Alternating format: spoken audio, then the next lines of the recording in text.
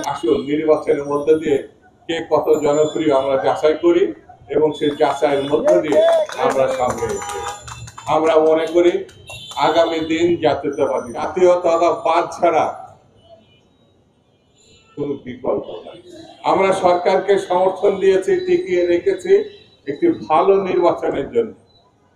আমরা সরকারের কাছে প্রত্যাশা করি ভালো নির্বাচনের জন্য স্বল্প সময়ের মধ্যে যা যা করার সেগুলো উদ্যোগী হয়ে আপনি সিদ্ধান্ত নেবেন, সেটার প্রতি আমাদের সমর্থন আছে। দেশের সহসা একটি নির্বাচন হতে হবে, যে নির্বাচনের মধ্য দিয়ে নির্বাচিত পার্লামেন্ট হতে হবে, যে পার্লামেন্টের মধ্য দিয়ে একটি সরকার তৈরি হতে হবে।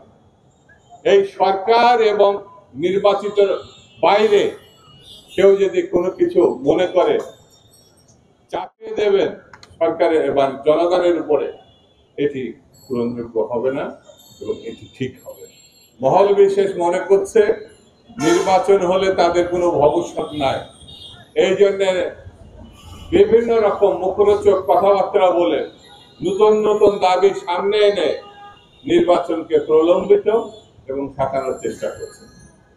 এদেরকে আমি বলবো তারা বোকার স্বর্গে বাস করছে। কারণ বাংলাদেশের মানুষ গত 16 বছর 17 বছর ধরে আন্দোলন করেছে নিজের মতামত এবং অধিকারকে রক্ষা করার জন্য। সেই মতামত এবং অধিকার রক্ষা করার একমাত্র পথ হচ্ছে গণতন্ত্রের মধ্য দিয়ে পছন্দের প্রার্থী, পছন্দের দল, পছন্দের মার্কাকে ভোট দেওয়া।